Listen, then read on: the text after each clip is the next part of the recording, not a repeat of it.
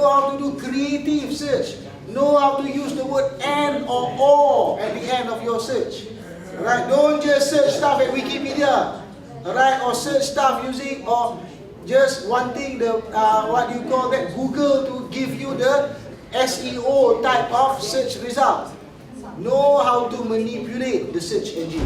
Right? For example, if you want to search about social media marketing, you can search social media marketing and or demography and or psychography.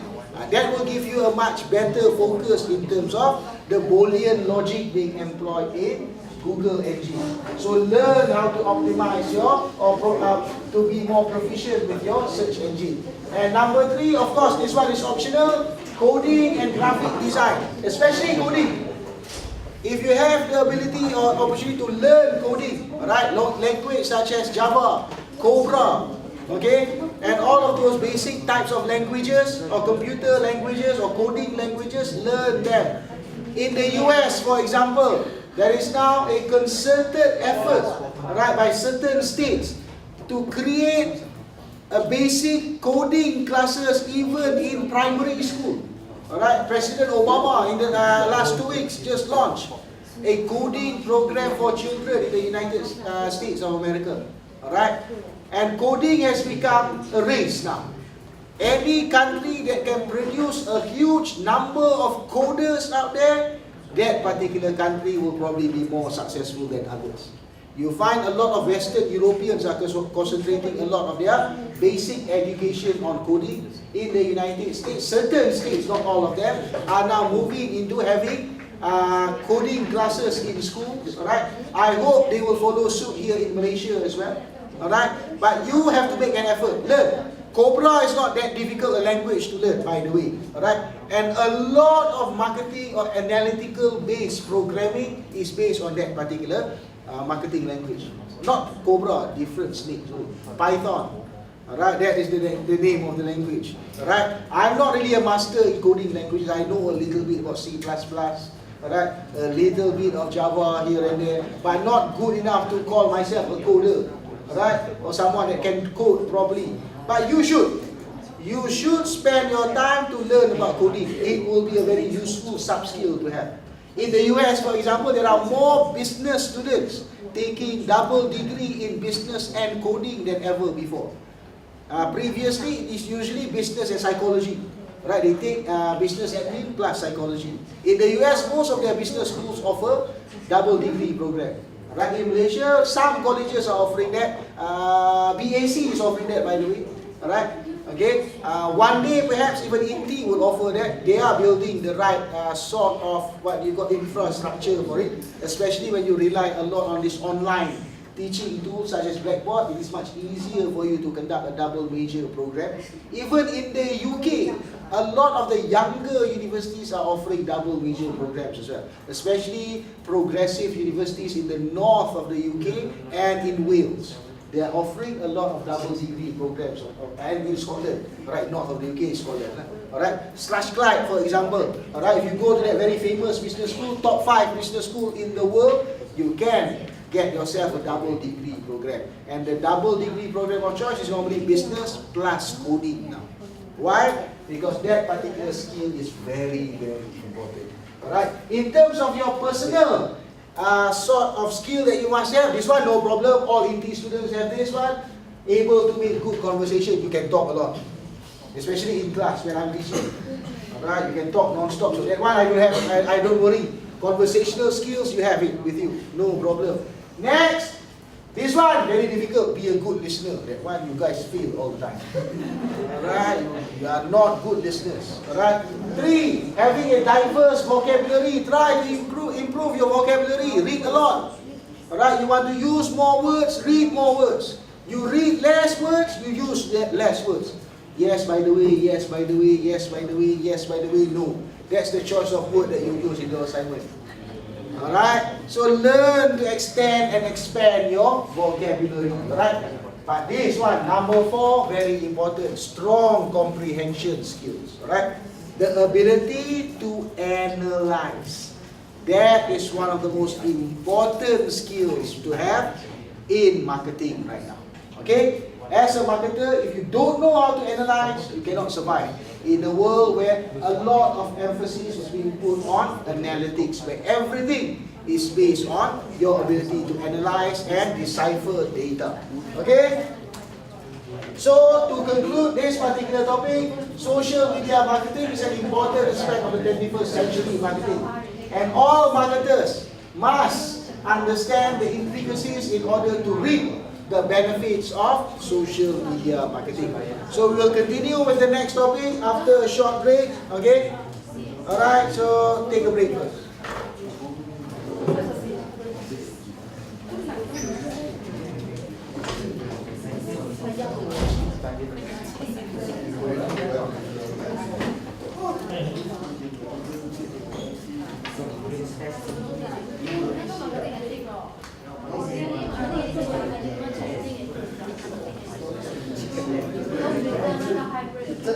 有啊，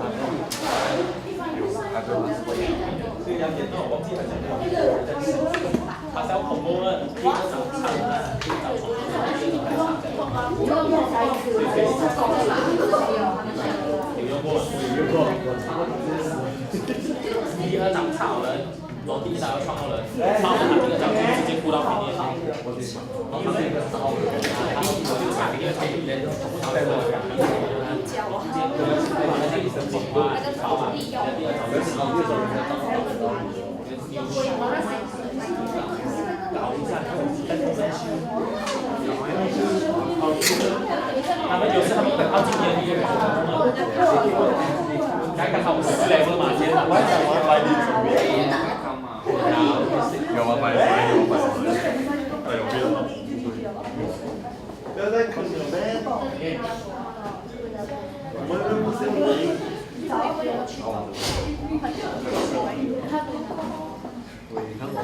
不当 game 有没有开始1991年成立的。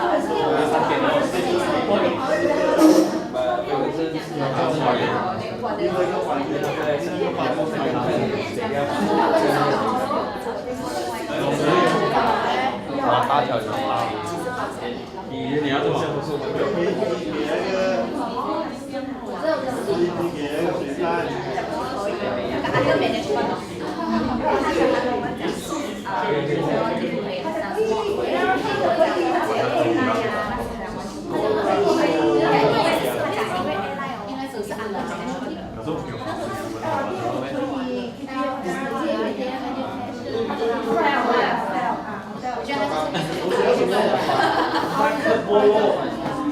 别的那个我没有玩过中文。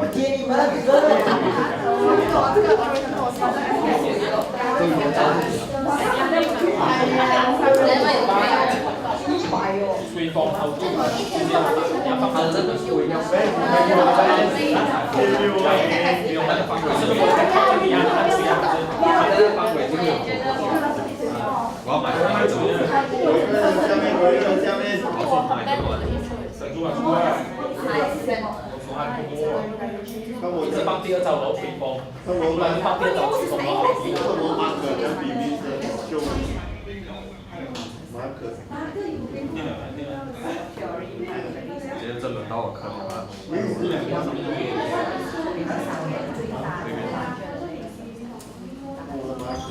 我没有冥婚哦，对，这个我讲没有看见。我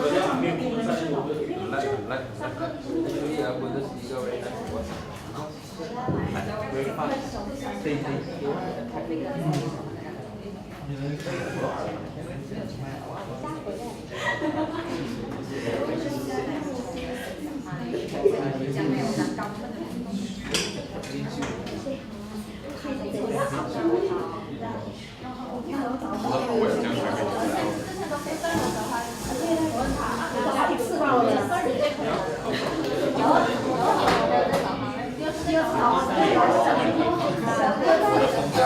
那个方位，说一个可以推行的方式。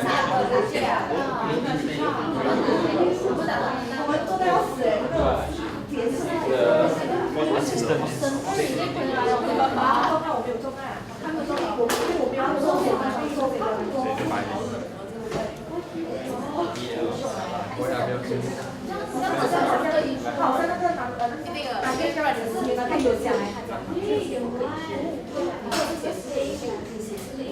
教错人了。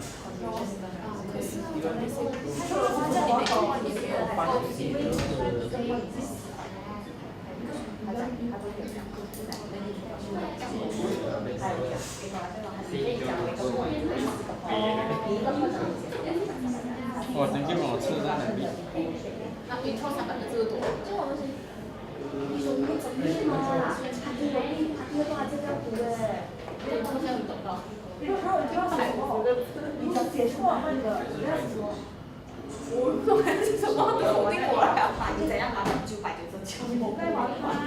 哇，鸡鸡啊！随便找一个，随便找一个。有啊，我就看到那个广告。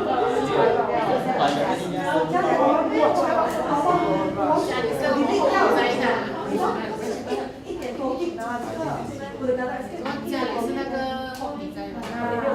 吹风，吹风。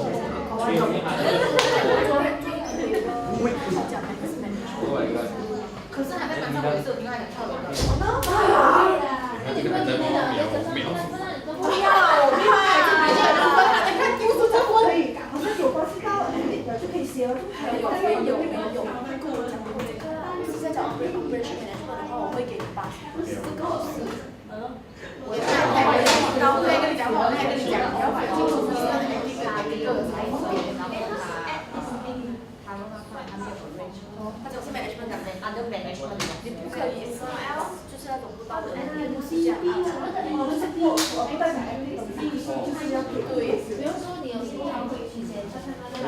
就是他们因为那个时候他用阿德鲁萨里面就没。为什么他有这些？老客是因为他是不是广告？是因为这个问题，对他讲还可以。然后他讲这个超没少。那你为什么会很喜欢他讲？因为两个，他一次可以见一个人。他讲那个 M 我感觉到他我很有信心哎。他讲不可以。9点半位。然后他说我想去，这个完全都不能，这就是你对啊，他不过他。但是那里保护没有啊，我觉得他应该是见了你们过，还去见董事长。我屁啊！马上介绍。介绍写的嘞，还是我都介绍？对呀。你们还是很多问题。我这边要帮他。一句话，一句话。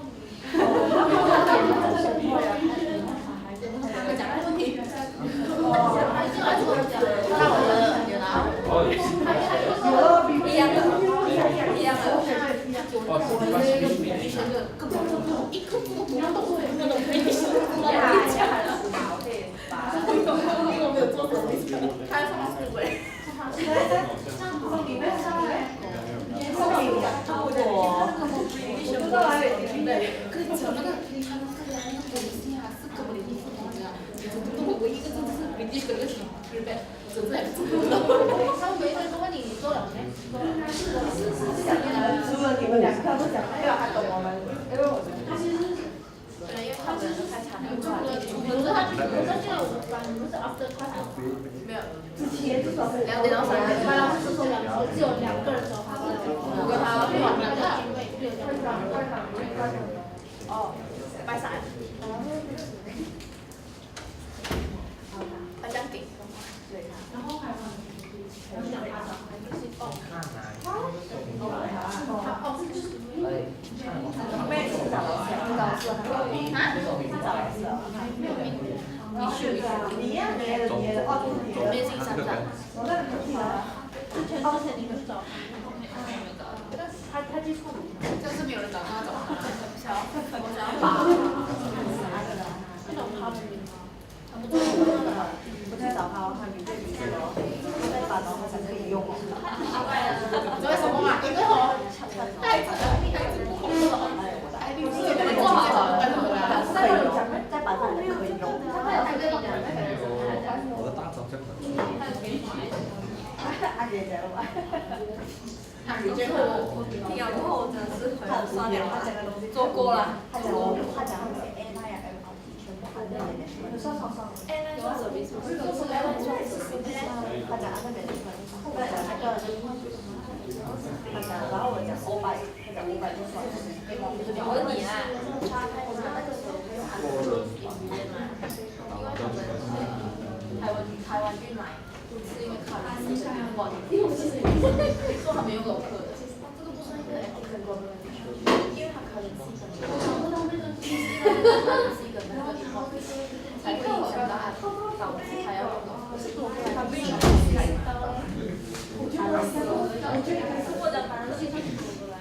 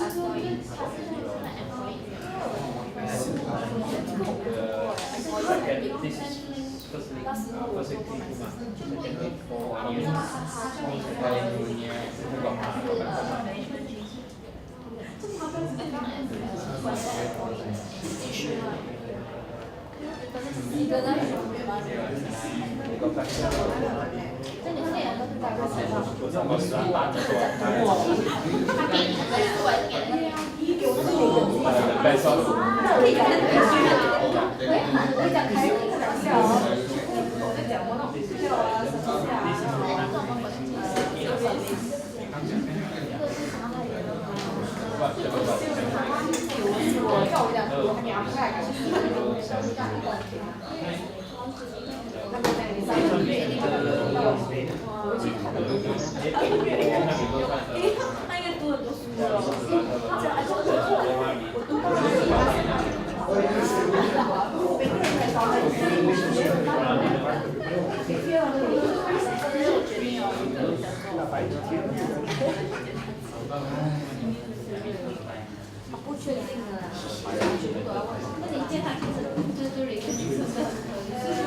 Okay, class. Let us continue to the next part, right? Which is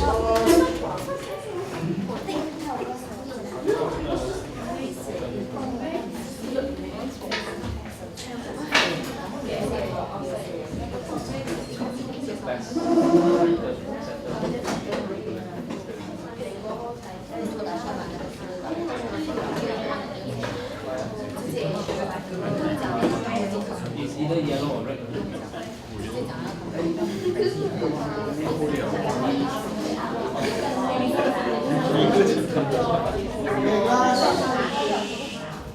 Alright, to look at social networking tools and strategies, alright, within the enterprise, which is a continuation of the fundamentals of social media marketing, alright?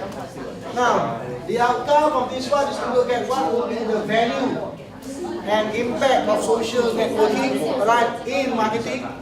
We want to also look at the usage of social networking in marketing. And last, and number 3, to see how social networking impact market engagement. Alright, these are the 3 outcomes for this particular part of the lecture. Alright. So now let us go for the first part. Alright, what is, okay, class, what is the value of social networking to an enterprise? Alright, we know already that the globally integrated enterprise, right, is an enterprise whereby the power of social media and social network is harnessed in order to build the right global platform for businesses to expand. Alright, that is the purpose of the GIE. Alright, now why is social network such an important aspect to any organization, alright, or to a GIE? Number 1, social network allows, alright, the sharing of information to be done more impactfully and effectively. Right, that's number 1. Right, the sharing of information in a much more impactful and effective manner. Alright, so now, what do we mean by the sharing of information over here? Number 1, it allows, okay, information of any sort, market information, right, organization-based information, even information that comes from outside of the organization that might be of use for the market as well as the organization itself, to be shared both efficiently and also informally. Alright, meaning that there is a constant communication within that organization, and that communication is characterized by the sharing of information. Alright, class. Number 2, okay, this sharing of information eliminate, alright, the more usual top to bottom sort of control approach. Meaning what? If you don't have social networking, or you don't actively involve yourself in social networking communication, what you find is that a lot of the communication within an organization would come from the top to the bottom. From the boss to the manager to the employees, and so on and so forth. Whereby having social network components within the communication will create a much more what we call as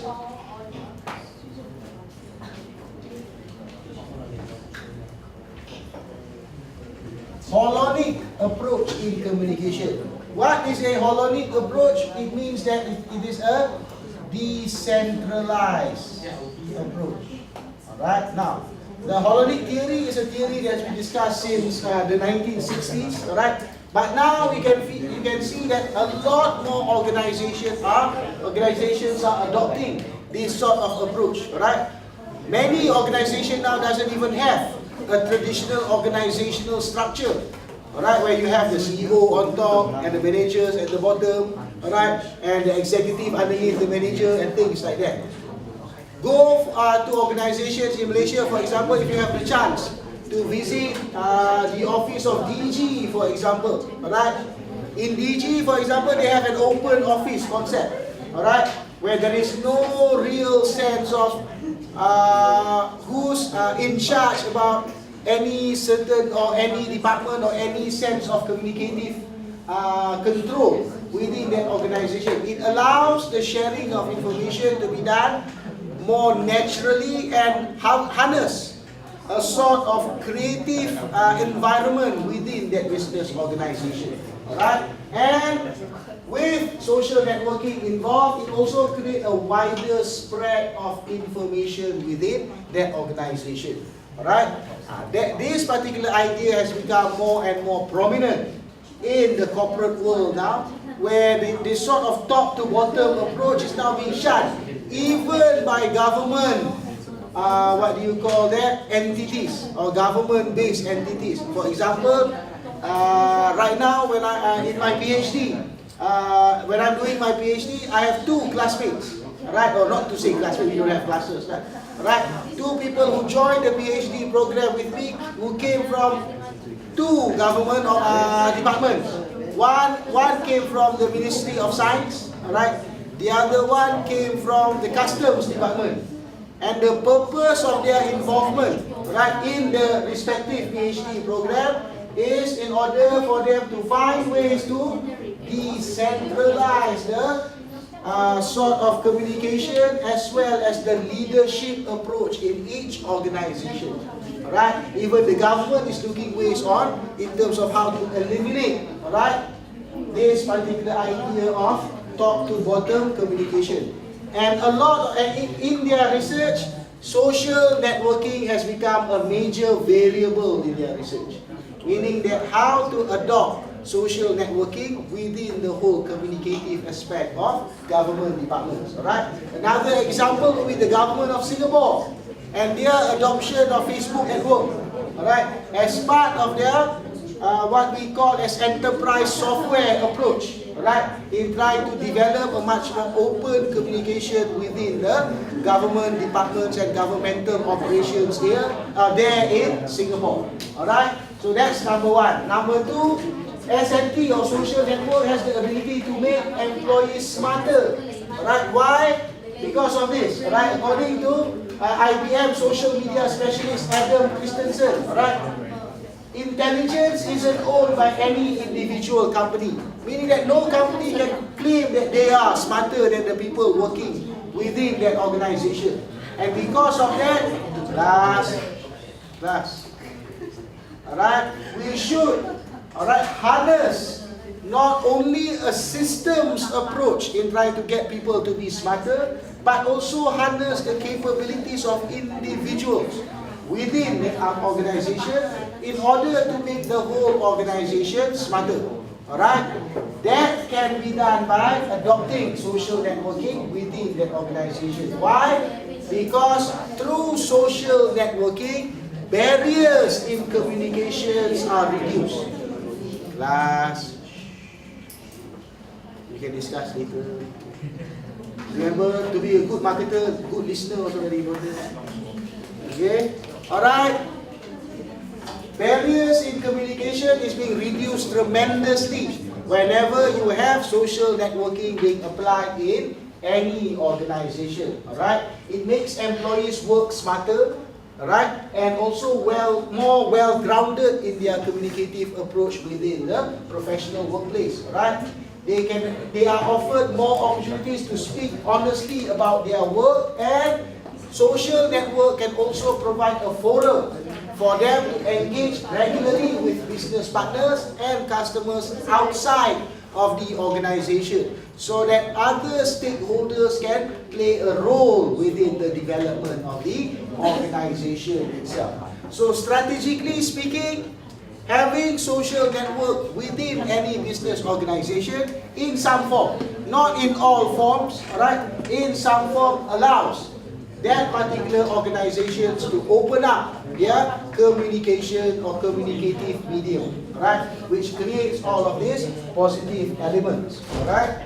And then looking at apart from the impact on the employees themselves, using SNT or social networking within business also have a impact in terms of the business itself, right?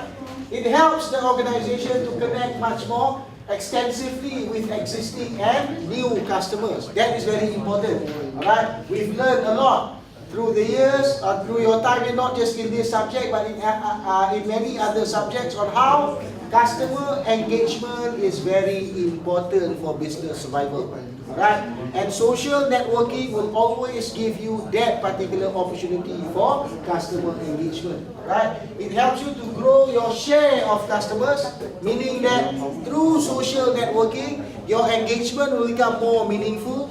The way that you keep track on your engagement with your customers go beyond the simple market share concept. And market share only looks at aggregate demand, whereby share of customer will look at the actual number of people engaging with your organization, right? Number 3, by using social network, you can get positive or negative feedbacks on any products and offerings being done through your organization. So meaning that people can react either positively or negatively towards the products and services that you are offering. And you as an organization can use that feedback to further improve your offering in the future. And number 4, SNT or social network will also provide the basis towards building a meaningful relationship for towards your customer. In other words, social network allows you to create conditions for relationship marketing, right? And in today's marketing world, the language of relationship marketing has become the dominant language in marketing. Almost all brands want to create and build meaningful long-term relationship with their customers. They are now removing any sort of dependency on transactional marketing or one-off marketing, right? They don't just look at selling the product one time and forget about the customer. They want to keep the customer. They want the customer to grow with the business. They want the customer to help the organization find new customers through word-of-mouth marketing and recommendations and referrals, right? And things like that can be done far easier through the employment or the usage of social networking within any organization, right? And this is essentially what are how we use, right? Social networking within a marketing campaign or within the marketing effort of any organization. Alright, we can use social network to monitor the market conversation, to identify and engage the influencers within a marketing program, to maximize our digital asset distribution, to empower our consumer advocacy program, and to understand the impact of our marketing effort. Alright, now let us look at those particular tools in a much greater detail. Okay, number 1, when we talk about monitoring the market conversation, what do we mean? Why do organizations need to do this? Alright, organizations need to do this in order to listen for insights into your current position. Alright, we always talk about positioning, isn't it? Position your product. Alright, conquering the minds and the opinions of your customers. Alright, things like that. But what do we mean by it? Alright, and how do we measure the effectiveness of our positioning strategy? Now, when you have social networking components within your marketing effort, it is easier to do both. Number 1, you can create content that you can put in places where your customers are there the most. Where do your customers spend most of their time in right now? Not in physical malls anymore, not watching TV anymore, not just listening to radio anymore, but most of them spend their time in social network environments. In Facebook, in Twitter, using WhatsApp and all of those devices and tools. Alright? And when they are there, what is it that they talk about? That is where you want to listen in to their conversation. Alright? And being part of their circle of friends, being part of their network will allow you a glimpse into the mind of your consumers. What is important for them? What are the talking points in their conversation? What are the values that they hold in their lives? Alright? That is what we mean by monitoring the market conversation. Alright? We want to understand the customer. And through social media, we can have a glimpse of what is important to the lives of the customer. Imagine yourself, for example, if you're a student. The stuff that you share in your Facebook, the things that you are interested in. And always remember, I use this word a lot when I describe social media and social network. Common interest. Right? Whenever you display common interest, that automatically will become the basis for the position that companies will take on their product, about you. Alright, and how do they know about your common interest? Very easy. Look at your social media habit. And how would a company get a glimpse of your social media habit? To be part of your own personal social networking. Alright, that is why companies like it when you like their product. That's why Samsung and all of those brands wants you to like their brand. Because whatever you post online through Facebook, after you like Samsung, Samsung can take a look. Samsung can listen.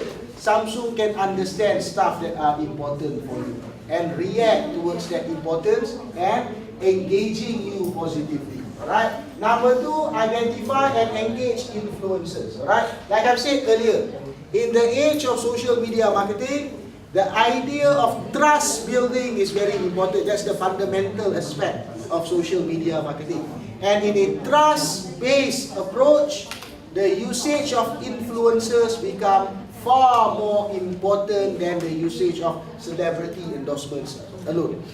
You want to get people that connect with other people and to have that people as a conduit for your products and services, meaning that you use them as the ones that will promote products and services out there. And you can see that the value of influencers now are huge. Alright? Just go and look at YouTube. You type in any product category in YouTube, you will find there are people making videos, people reviewing products, people giving out opinion. Some people are much more famous than other people. Alright? Regardless of any product category, there will be involvement between people. And look at, for example, in industries and in segments such as fashion, where the usage of influencers become far more important than other industries. Alright? You like trendsetters are no longer being set or are no longer being confined to magazines editors only. Right? People on YouTube can set trends. Alright? People on YouTube can review beauty products and things like that. Okay? And you find that these people are gaining in terms of their influences in our life every day. Right? That is number 2. Number 3, maximizing distribution, meaning that you want to use all of your key digital marketing asset fully. Alright? Meaning that you have your corporate website. You've created your virtual local area network. You've created all the technologies and the what we call the backbone infrastructure in order for you to survive and to thrive online. But what would be the one place where you can have everything working together in tandem? A place where people go to and can focus their attention on you, or in any other places for that matter. One place where people often go online and focus a lot of their time online is social media. And because people are there almost all the time, alright, it makes sense for you to be there all the time as well. So that all the digital assets that you have created, your e-commerce store, your e-commerce partnership, your virtual local area networks that you have created with your business partners, all of it will bear fruits in terms of generating revenue. Why? Because people know who you are. People react to what you do. People realize the promotions that you are doing. People react positively to discount coupons that you are giving out on Facebook and things like that. So how do you get people to do that? Engage other people through social media. Right? That is why it is such a powerful tool to have. Right? Number 4, empowering advocacy. This one is also very important. You want to get your customers to help you with other customers. That is also something that you can do with social media, right? For example, you have this idea that other customers is part of a network. Right? We know that from the network theory that we've studied earlier. And if you're an organization, harnessing that particular power can be a very useful thing. When you know that some of your customers are much better in terms of understanding and using the product, why not having that particular customer to help with other customers who are not that good with the product? Right? Let them work together, create a platform where they can interact with one another, self-help with one another, DIY with one another. And companies are doing that a lot. Samsung are doing it effectively with their Facebook page. And a lot of other companies are doing it as well. And this sort of network and community building effort creates what? It creates a sense of empowerment towards your customer. They feel that they are in charge. They feel that the product is part of their life. And they feel that there is a place for them to express themselves in terms of how, why, and when they use the product. And that can also be a very powerful thing, right? You look, for example, to brands like Tesla, for example. When Tesla doesn't use traditional marketing in order to promote their product, and what do they use? They use other customers to advocate the product for them, right? They create a sense that when you go and buy Tesla products, you are part of a growing community of Tesla users.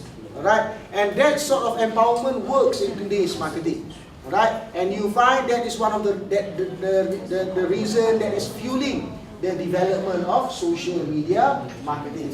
And then, of course, again, whenever we talk about social media marketing, we cannot run away from discussing analytics. Right? And social media marketing allows you to understand the impact of your effort. And this can be done in terms of measuring the success of your tactics, and measuring it has become far easier when you involve analytics with it as well. Alright? Next week in your tutorial classes, I will do some analytical tests to see whether or not you understand how and why analytics is such a powerful tool. Alright? Okay? So that is basically how we use social media. Alright? And then, why is it so important to monitor the market conversation? This particular part of using social media has always become a focus, right? A focus in terms of how social media is being treated within marketing, right? Because the thing here is that previously, before the popularity of social media, the only way that you can use to understand your customer is either looking at past data, whether or not they buy or support your product or not, right? Or you have to do extensive market research, right, to get people to give out their opinion about the product, or even worse, rely on focus group. Alright? Now, why is so bad about focus group, market research, and relying on past market data or aggregate demand? Well, the reason why it is so bad simply because, number one, those exercises are very expensive. Alright? Segmentation, targeting, and positioning done through traditional media is one of the most expensive things that you can do in business. Alright? Market research is very time-consuming and expensive. Focus group is very time-consuming and very expensive as well.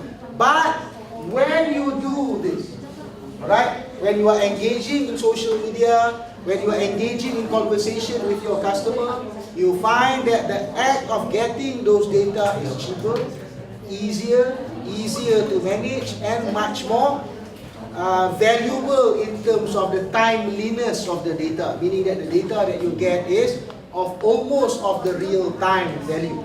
Right? So that is one of the reasons why monitoring the conversation becomes very, very important. Okay? And these are some of the tools that you can use, right, in order to listen to the marketplace, right? You can rely on tools such as Technocracy, which look at the real-time ranking of blogs around the world, right? So if you're a fashion designer, for example, alright, and you want to showcase your product through fashion blogs, you can go to Technocratic and look at what will be the top listed fashion blogs around the world. If you want to localize your effort further, you can look at what will be the top fashion blogs in Southeast Asia. If you want to localize your search even more, you can look at what are the top fashion blogs in Malaysia. And you can use those people as influencers, for example. Right? You can use Google Alerts, Twitter search, blog lines, Google blog search, RSS, which is sadly now has been discontinued by Google. Alright, you can also use Google AdWords. Many different tools out there that you can use to help you to engage with your customers online. Alright, in different level and using different platforms. Alright, and the last part that we will look at today is why is it that influencers are considered to be so important in social media marketing? Alright, the reason is because influencers